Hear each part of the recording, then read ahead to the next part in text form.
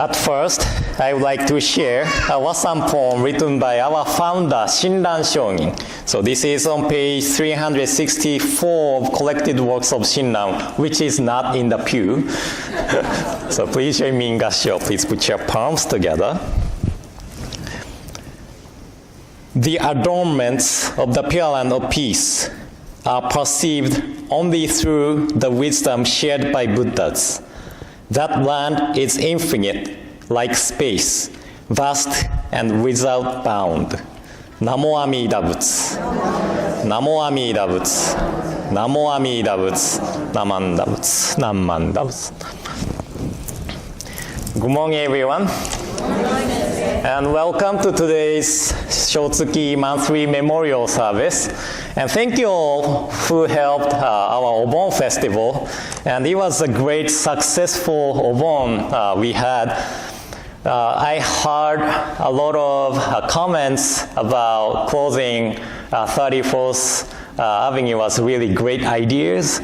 And, as we grow our festival, we might consider closing the Powell Boulevard one day. I don't know, but to have one event, there is so much time for planning, and after the festival, there is so much time to spend to clean up. So I really appreciate everyone who helped plan, be at the festival on the day of, and cleaning after the festival. And since we did not have service last Sunday, I had more time to think about my Dharma talks. And I actually prepared 2 Dharma messages before Obon festival. And preparing ahead of time gives me more time to spend time for study. But this time, I had an opportunity to be a panelist for religious interfaith panel this Tuesday. And after the experience, I wanted to rewrite my Dharma talk for today. So all I prepared, maybe someday I will share it, or I may not share it, but I had to rewrite my Dharma talk for today. And participating in the panel discussion makes me realize how I am stereotyping the other faith groups. I often thought the other faith groups love talking about how we have so much in common. But one of the pastors said, we often talk about commonalities, but we have to look at the differences and realize all the differences makes the world beautiful. And I thought his point of view is close to the Buddhist viewpoint. Our viewpoint is that we have differences, and that is okay. As the larger sutra says, trees in the Pure Land produces 5 scales of sound, and it creates beautiful harmony. And differences are not something we criticize, but to accept and respect. So if we deny or reject the differences, we are never able to create beautiful harmony. So the mind of accepting and respecting the differences is really important. And each individual have different opinion about their own faith. So what I should do is not to see each individuals under the umbrella of one faith group, but to listen to the individual's understanding. And the other things I thought it was really interesting is that one of the participants asked the question, something like this: if we all purpose the same goal, why don't we have same place of worship and do service together? And one of the panelists answered that she would like to keep traditions which have been transmitted from long time ago. And I personally agree with her opinion too. Although our goal might be the same, the approach would be different. And different is good, as I mentioned earlier. And if all the paths or approach is the same, We have to have a life which we have to fit ourselves into the path.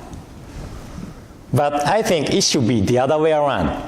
We are not fitting ourselves to the path, but the path fits us. Does it make sense? So it is like Four Noble Truths of Buddhism.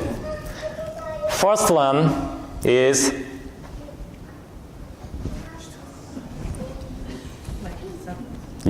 life is suffering, or dukkha, right?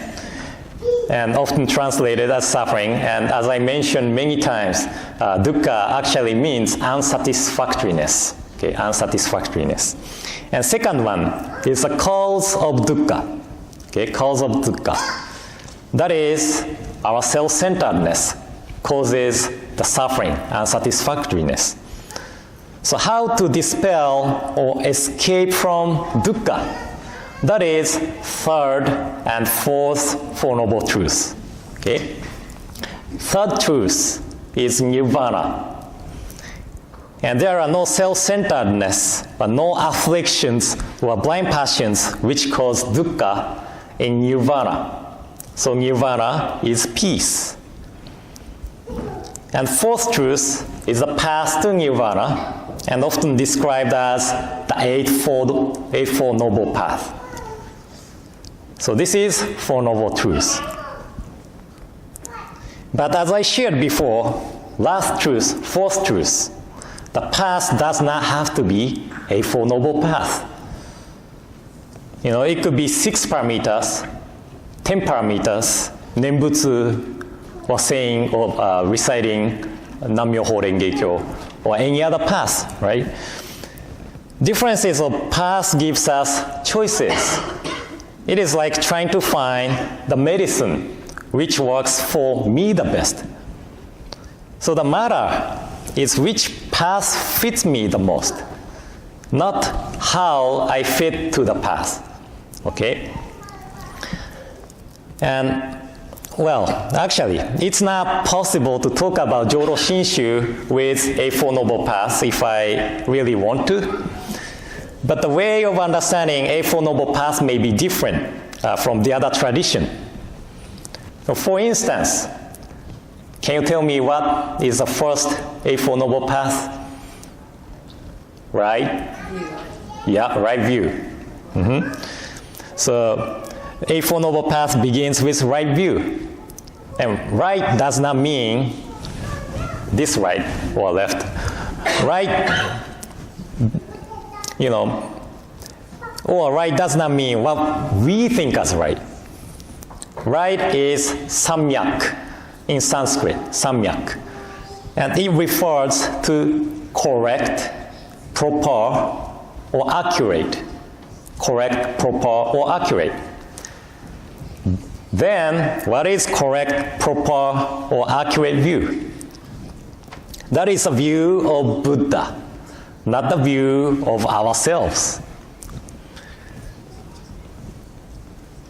Trying to explain this, okay? In Yogacara, one of the Mahayana philosophies, they discuss the 3 natures of viewpoints. One is dependent, that is a way of the things as it is. Second is imaginary. That is a view of ordinary beings. Because we add our own values to the things and people, our view becomes imaginary. And third one is perfected. That is a view of Buddha. Buddha sees things as they are and see dependent things as dependent. And this is a view of the external world, how we perceive the external world. But internal view is same thing.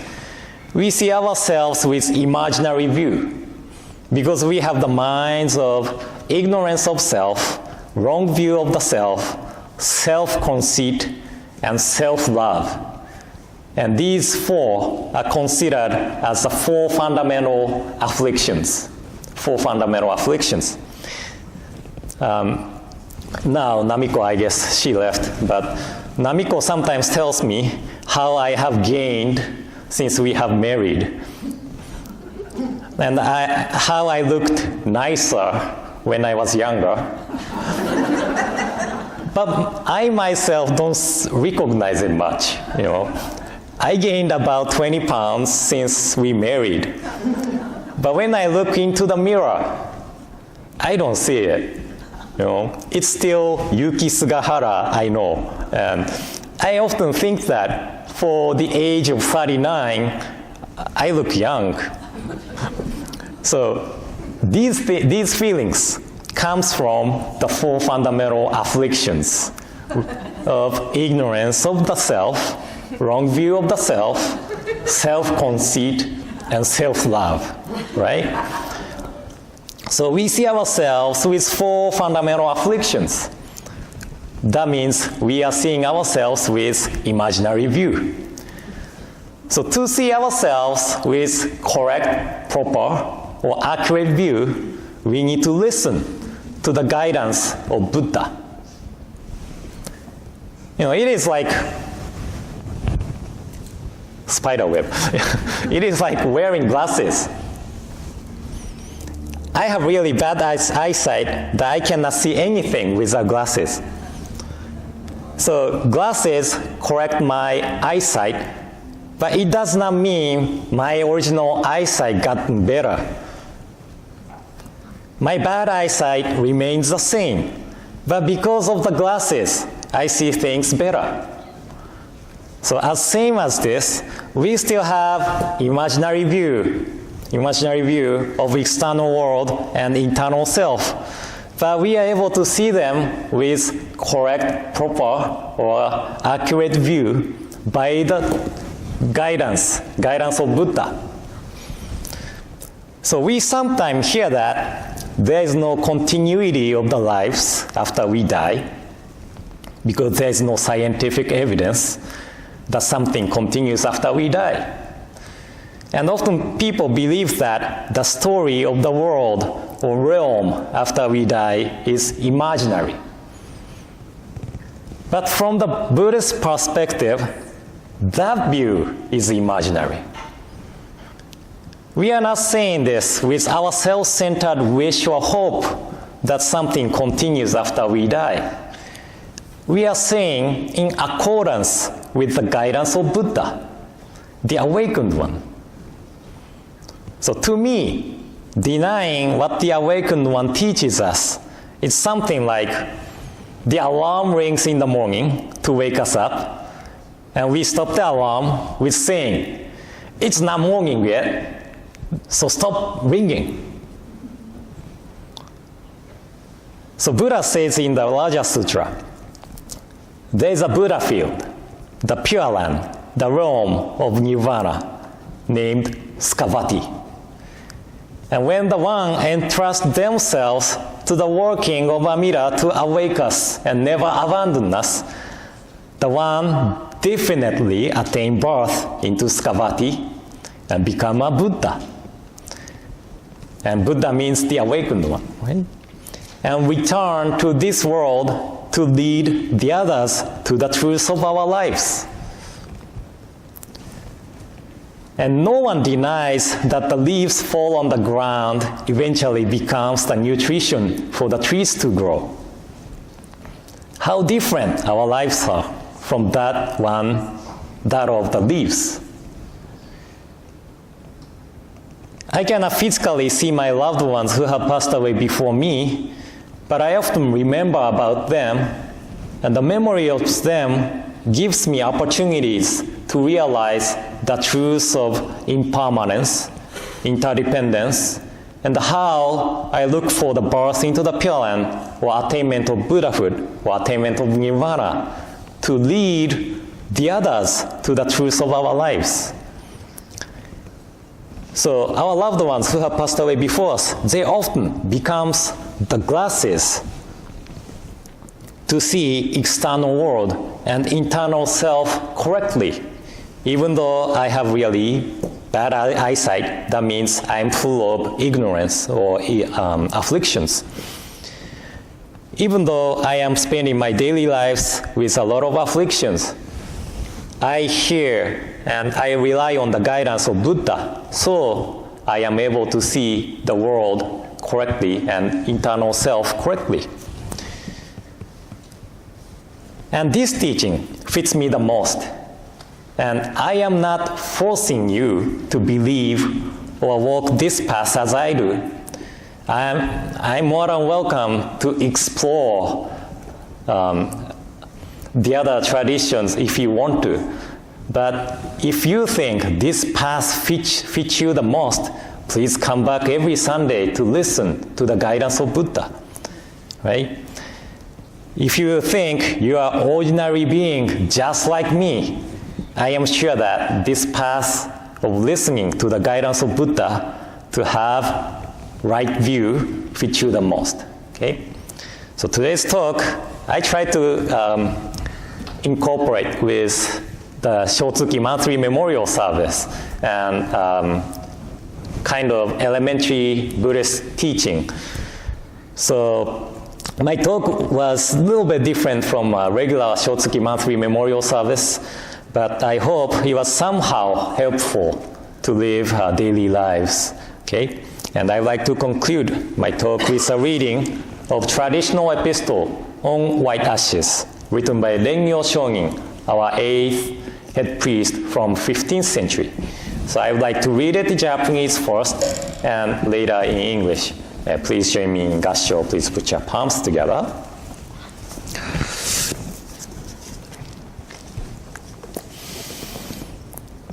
Soれ人間の小なる相をつらつら感ずるにおおよそ儚きものはこの世の始終中幻のごとくなるいちごなりされば未だ漫才の人参の受けたりということを聞かず一生過ぎやすし今に至って誰か100年の業態を保つべきや我や先人や先今日とも知らず明日とも知らず遅れ先立つ人は元の雫末の梅雨よりも茂しと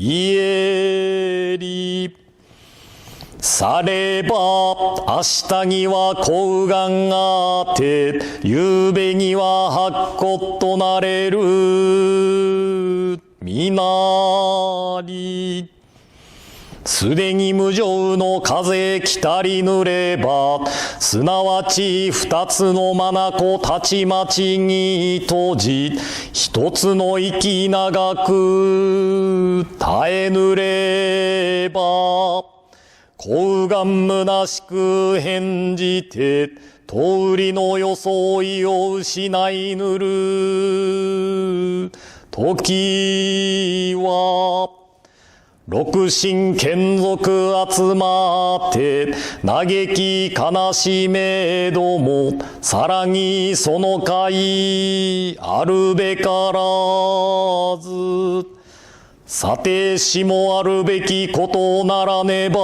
とて野外に送って夜の煙なし果てぬればただ白骨の溝のこれり哀れというもなかなか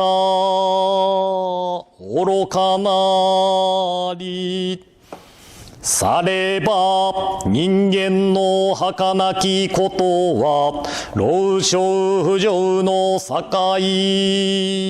なれば誰の人も早く五生の一大事を心にかけて阿弥陀仏深く頼み参らせて念仏もすべき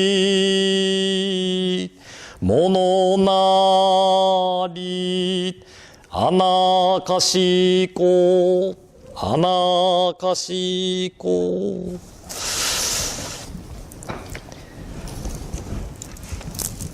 On white ashes. In silently contemplating the transient nature of human existence, nothing is more fragile and fleeting in this world than the life of man. Thus, we have not heard of human life lasting for 1,000 years. Life passes swiftly, and few among men can maintain their form for even 100 years. Whether I go before others, or others go before me, whether it be today or tomorrow, who is to know? Those who depart before us are as countless as the drops of dew. Though in the morning we may have radiant health, in the evening we may return to white ashes. When the winds of impermanence blow, our eyes are closed forever. And when the last breath leaves us, our face loses its color. Though loved ones gather and lament, everything is to no avail. The body is then sent into an open field and vanishes from this world with the smoke of cremation, leaving only the white ashes. Nothing is more real than this truth of life. The fragile nature of human existence underlies both the young and the old. Therefore, we must, one and all, turn to the teachings of the Buddha and awaken to the essence of life. By so understanding the meaning of death, we come to appreciate the meaning of this life, which is to be treasured because it is unrepeatable. By virtue of true compassion, let us realize the unexcelled value of this existence, and let us live together with gratitude in our hearts. Namo Amida Butsu. Namo Amida Butsu. Namo Amida Butsu. Namanda Butsu. Namanda Butsu. Namanda.